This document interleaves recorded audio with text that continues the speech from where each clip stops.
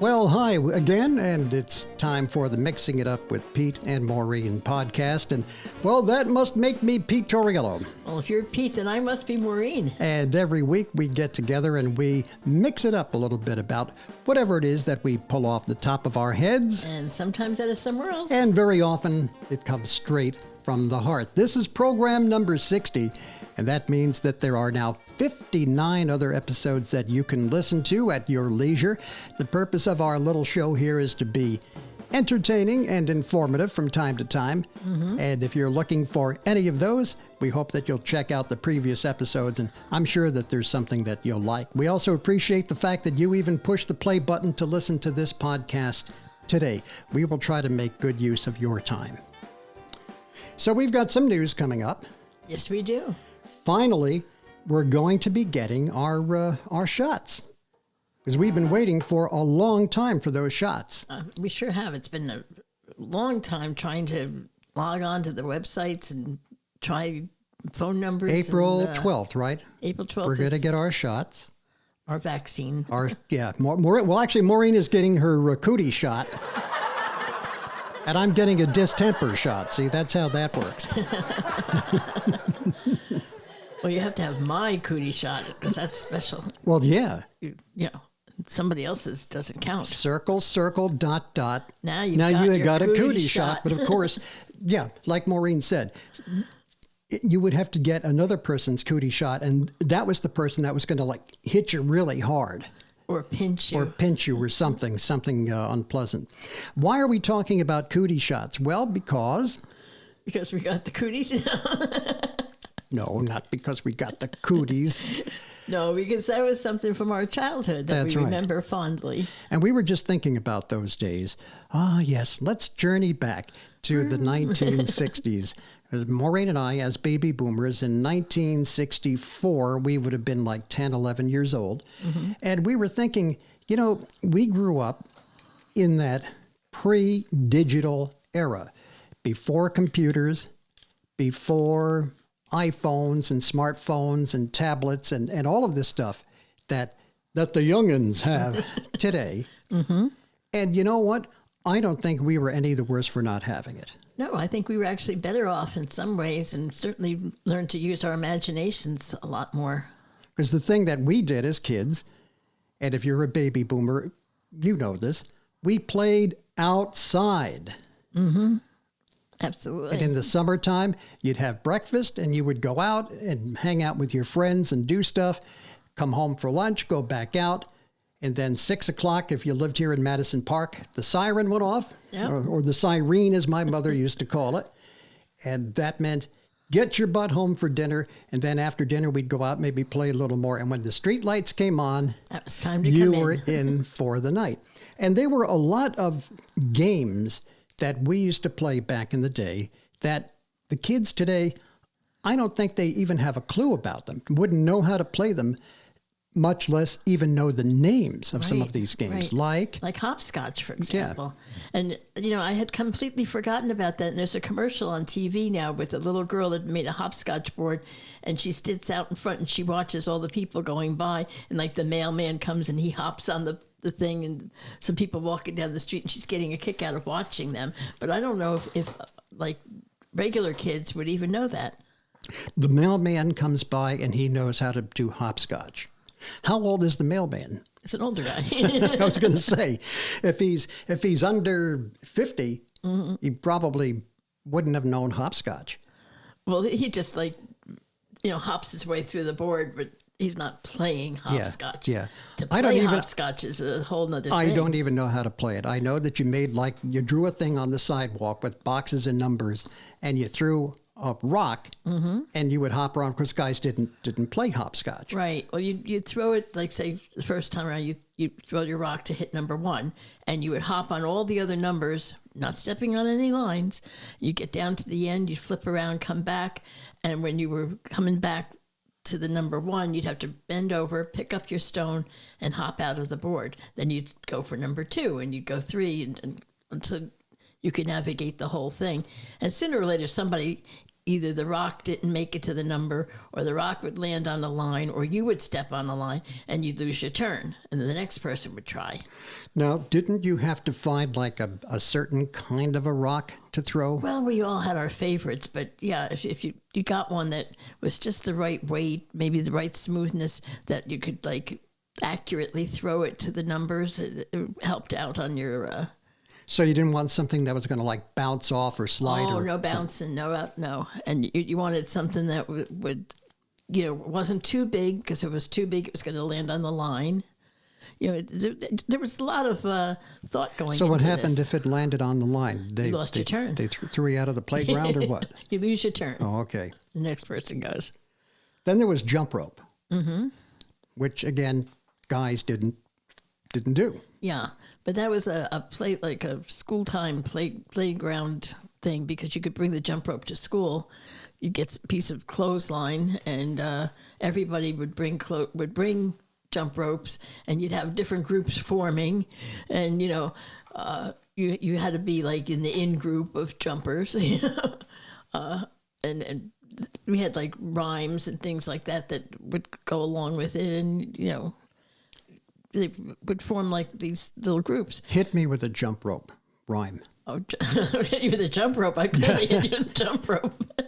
Well, they did like a sailor went to sea to see what he could see, and all that he could see was the bottom of the deep blue sea. Yeah, we sure knew how to have fun back But then. the one thing I could never do? What? Double Dutch. When they had the two ropes, and the going back, I could never master that at all, ever. I couldn't jump in. I couldn't do it once it was in. Now, I read that there was something called Chinese jump rope. Yeah, and they probably wouldn't call it that today, but yes, that was another, it really wasn't jump rope in the way that you think of it. It was like made out of elastic, and we would tie elastic bands together and form this thing. You'd make like a big loop, and it would take two people, one on each end, and you put it around your ankles and stretch this elastic out between the two people. And then the jumper, there were different moves that you had to make, and in a certain sequence. Now, here's another one. Jacks. Mm-hmm. Now, I will confess to having had jacks as a kid. Okay. I will go on record as saying I never requested them. Mm-hmm. I suspect it is something that I got at a birthday party. Maybe. As a party favor. Mm-hmm. Or somebody in the family tried to fob off a cheap present on me. Well, Merry Christmas and Happy Birthday for you. Because there were two rules. Because I was born on December 27th, you didn't come to me and say, "Oh, Peter, here's something for Christmas and for your birthday." No. No. You brought separate presents of, by the way, good value. I was going to say substantial presents. You too. didn't give me a nice Christmas present and then fob off a set of jacks for my birthday. But somebody must have.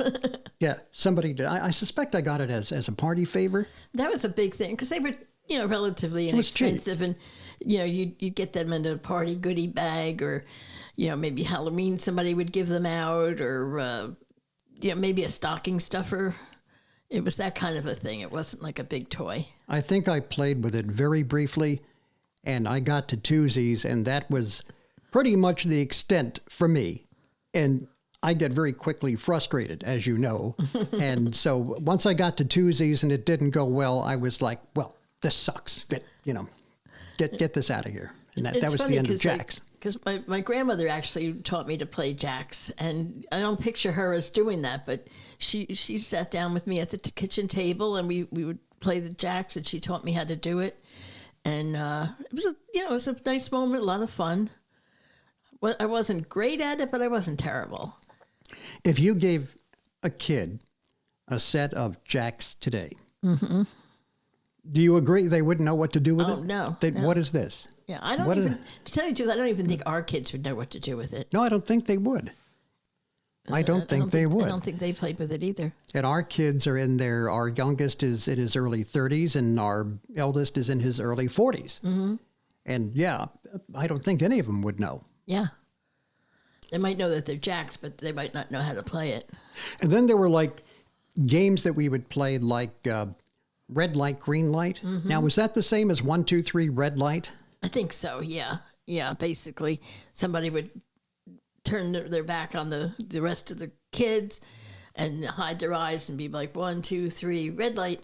And meanwhile, the other kids were sneaking up behind them. And then when they said red light, you had to freeze. Yeah. And if the red lighter caught you moving, you had now to go the red back to lighter the would have their back to you, right? Right. And then they would turn around and say red light. Right. And if they saw somebody move, they could, throw them out of the game? No, they went back to the beginning, the okay. starting line. But the thing is, I mean, they were always somebody that would be like, you'd be like, and the thing is, the object was to get up to the red lighter, tap them on the back, and then you became the red lighter. Right. So the minute somebody was getting a little too close where the next time around, you were afraid they were going to hit you. Oh, I saw you move. Yeah. You know? Yeah. It's usually the unpopular kid from the neighborhood. I saw you move. I saw you move, Watson. You moved. No, I didn't move. Yeah, I saw you move. Go to the back of the line. How about tag? Yeah, there was a lot of tags, but I never enjoyed it. I didn't enjoy it. I was a fat kid.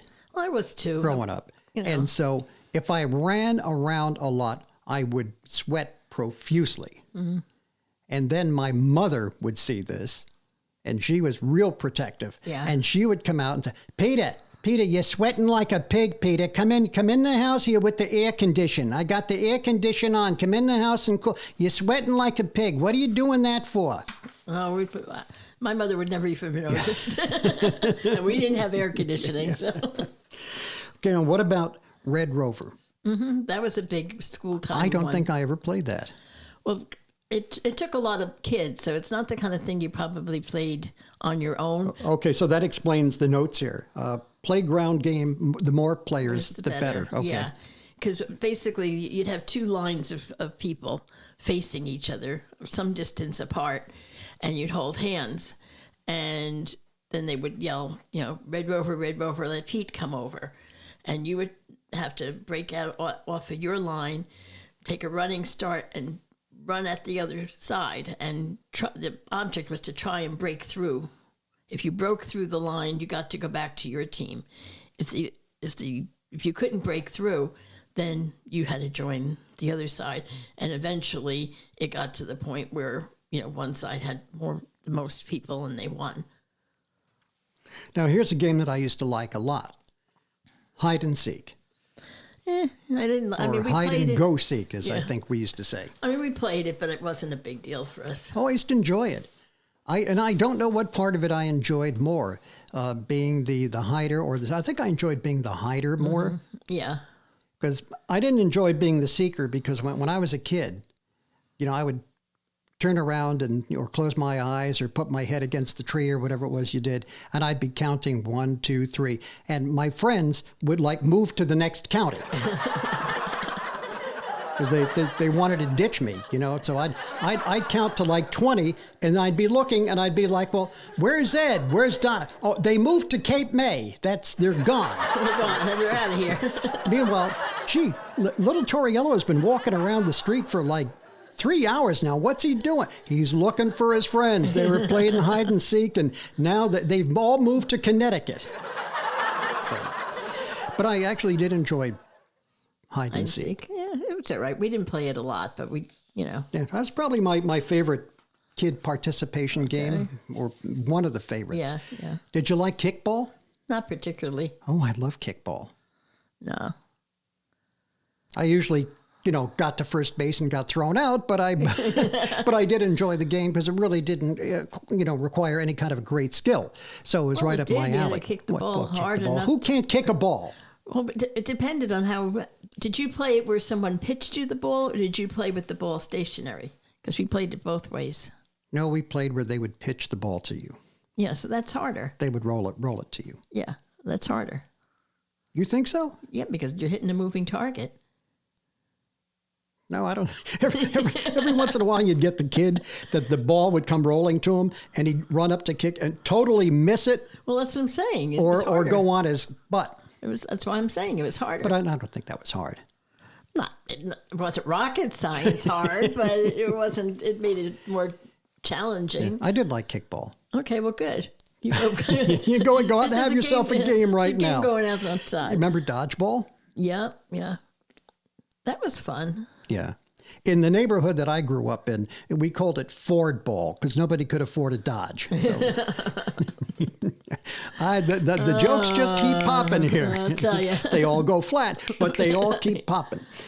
The thing about Dodgeball was, if you played it in school especially, it could be mean. Yeah. If you were the unpopular kid and I was the unpopular kid, gee, there must have been a reason for that. You know, they'd aim for your head. Yeah, we weren't allowed to hit above the waist when we played it. Well, it never stopped them. It never stopped them. No, because if you did hit above the waist, you were out. I remember getting my bell rung a couple of times playing Dodgeball. Then there was another game that we used to play. And I don't think that this is like on the official list of kid games. Okay. But when I was in 7th grade, we had this teacher's name was Mr. Kurtz, Joseph Kurtz. And he had a game that he would play with us. And it was called Keep Awake.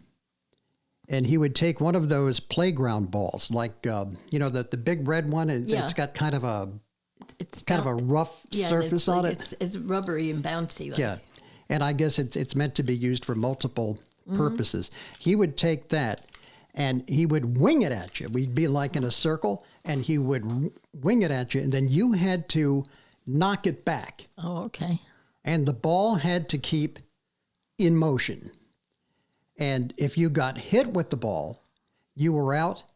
And I think if you hit it back and it hit the ground or something, you were also out. Oh, okay. And we always were like, Mr. Kurtz, let's play dodgeball. No, not today. Today we got to learn about the chief exports of Lithuania today. Today we're going to be talking about Norway. Did you know it's shaped kind of like a spoon? Did you see that? But other days he would cave and we'd have a game of Keep Awake, or sometime we would do it like before the lesson or after the lesson. In the classroom? Yeah. Oh my goodness. Yeah. That must have been, I can't imagine trying to do that with desks and everything. Yeah, we'd push the desks forward. Oh. We would push the desks forward and go to the back of the classroom and have a game. Well, you must have had small classes then. I think our classes back then were maybe 27 in a class. Yeah, well, you know what mine were? 56. Yeah. In my 5th grade class, my 1st grade class, 56. Maureen's classrooms had their own zip code. And they weren't big classrooms. I don't know how we all fit, but there'd be no way we could do anything active like that.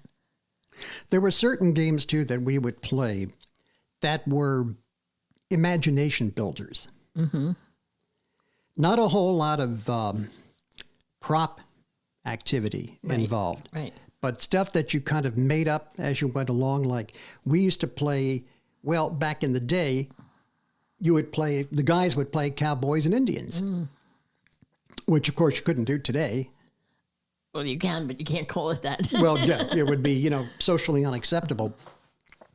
But there were a couple of ways that you could play, because back in the 60s, you could actually go and get a cowboy outfit, or you could get the accoutrements for being the Indian. You could get the headband and the feathers, and of course they used to sell the toy guns and everything. Sure. And you could play that way, or you had the little plastic figures. Right. And you would play your cowboys and Indians that way. Or another thing that guys would play was army. Yeah. And again, you could have the plastic soldiers and the jeeps and all that stuff and play that way and set your guys up on the hill and pew, pew, pew, pew, pretend that you had a battle going. Or you could get the outfit yourself and play that way. Well, now they play paintball, I guess. Yeah. I never played paintball. I don't think it existed back then. I think our kids were into it, or at least our elder was into it. And then, of course, there were games like Spy. Oh, yeah. That I did play. Yeah. How did you guys play Spy? Oh, my cousin and I, we came up with this concept. We would have an old purse, and we would fill it with spy stuff, things that would help you be a good spy. We would get little straight pins, and those were microphones, and we would bug people and put the straight pins on people's clothing or hide them, and that was our microphones. And our big ingenious thing that we came up with was we took an empty pack of cigarettes, and we took white paper and rolled them up into fake cigarettes. They were hollow, and you could put secret messages inside and pass somebody a cigarette, pretend like you were smoking. I think the CIA does that now. You never know. I'm going to put the message in the cigarette. So when I hand you the cigarette, don't smoke it, okay? Like, go off somewhere and unfold it, and there's a message in the cigarette. But we thought we were really, like, high tech and ahead of the times. And, of course, you always had a gun in your purse. Is that a gun in your purse? Or are you just glad to see it? We did stuff, I think, with lipstick tubes, too, and, just anything that we could come up with to make ourselves a little, like, spy, little Mata Haris, I guess. We would play spy, but sometimes we would play, like, The Man from U.N.C.L.E., because that was, like, very popular on TV back then. And, of course, everybody wanted to be Ilya Kuryakin. Because he was the cute one. The David McCallum part. Because he was cool. And me, I had to be Mr. Waverly. Oh, the old guy. They made me Mr. Waverly, and I don't want to be Mr. Waverly. Torrio, you were old when you were born. You're Mr. Waverly. I didn't even get to be Napoleon Solo, who was less cool than Ilya Kuryakin. But no, I had to be Mr. Waverly. Oh, well. And we would do stuff like that, too. We would take like a drink box or something and make believe that it was a walkie-talkie or something like that. Yeah, that was a lot of fun. But I remember we would play The Man from U.N.C.L.E. And then there was clubs. Oh, we were club masters. We're always creating clubs. And I don't think many of them lasted more than a week or two. But we would come up with a concept for a club, and then we would meet, and we would elect officers. And what would be a concept for a club? Collecting, like maybe stamp collecting. And we would all bring our stamp collections, and we would trade stamps, and we would put the stamps in our booklet, and, that would be our activity. But prior to any of that, we would meet, we would agonize over who was going to be what office. We would be coming up rules, what the name of it was going to be, all this kind of stuff. And we were like kind of mean. Yeah, Maureen was in a club that was socially exclusive. Now, you might want to explain. Well, your ear thing is on backwards. What thing? Your headphone.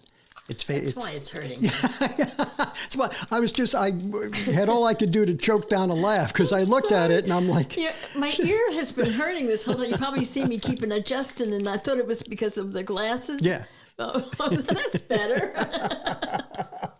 Gee, I thought I was deaf. Now I can hear him. No, I can hear fine. It just was hurting. Anyway, where I grew up, we were very close to the Maplewood South Orange line. And in fact, the next town was like maybe 4 houses down. So there was a girl that lived in the South Orange end, and we didn't particularly like her, but it was our parents were friends, so it was kind of like, oh, you got to be friends with Marie, So we would have these clubs, and we really didn't want to play with her. So we would say, you had to live in Maplewood to be in this club. Even though the South Orange line was 4 houses down. Yeah. I see. And our parents would be like, why can't you let Marie be in the club? Oh, I'm sorry. She's in South Orange. She's in South Orange. I'm sorry, your daughter has been redlined out of the club. That's funny. And then we would have, and if we was forced to have her, then we'd make her office would be the goodie bringer and make her bring the snacks all the time. You're going to be club lackey. Okay, that's your position. I'm going to be the president. Ellie here is going to be the vice president, and you can be the lackey. But we were really formal. We followed Robert's rules. We made motions. We seconded him. We made minutes.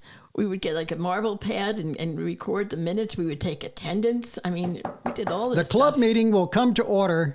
The club meeting will come to order. Thank you. Miss Chairman, I move that we now adjourn to the playground and try out the new slide. All those in favor say aye. But we really were serious about it, you know? Yeah, I know you were.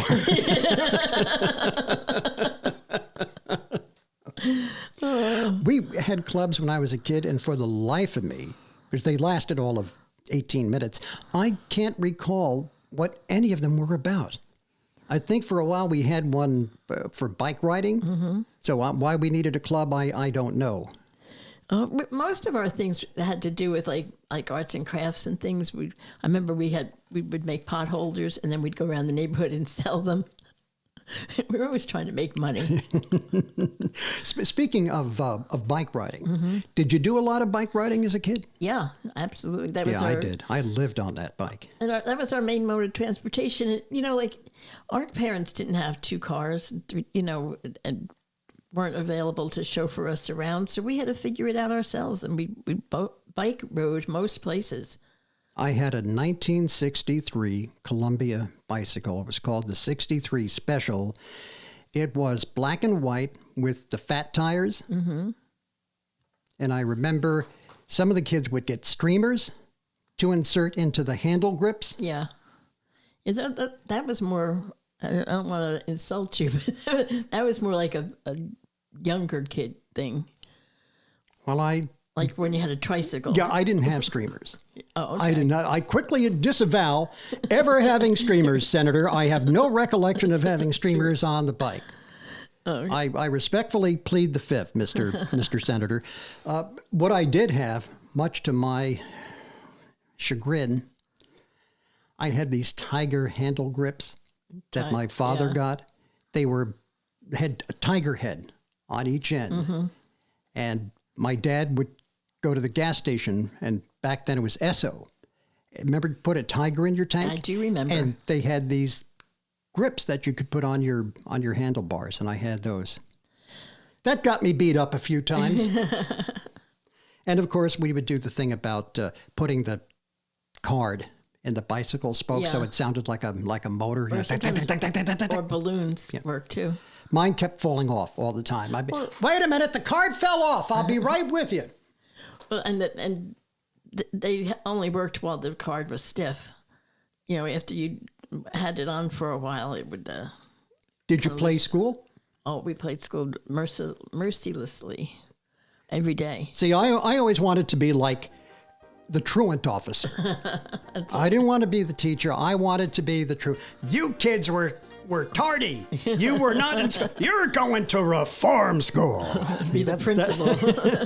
Or how about putting on shows? Oh, we did lots of shows. Did you do it like the Little Rascals used to do it? Sometimes it was like a talent show, and sometimes it was an actual play that we put on. Did you have the signs around the neighborhood and like, hey, kids, come to our show, and the S is backwards, like it was in the Little Rascals? We didn't make them backwards, but we did have the shows, and again, we charged people. We were always making money. See, doing better than we do these days. The whole point of the whole show this week is, you see, we had fun without having to sit in front of a computer or have some kind of an electronic device in our hands. And I really do think that maybe we, as a generation, are better off for it.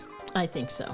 Next week, we will have another edition of Mixing It Up with Pete and Maureen. Don't forget that you can watch us do the podcast on Facebook and on YouTube. We hope that you will share and like us on Facebook, and on YouTube, subscribe and ring the little bell so that you always know when we have a new show. And you can write to us at Pete and Maureen Podcast at yahoo.com. We'll see you next week for another edition. For now, I'm Pete Torriello. And I'm Maureen Torriello. See you later.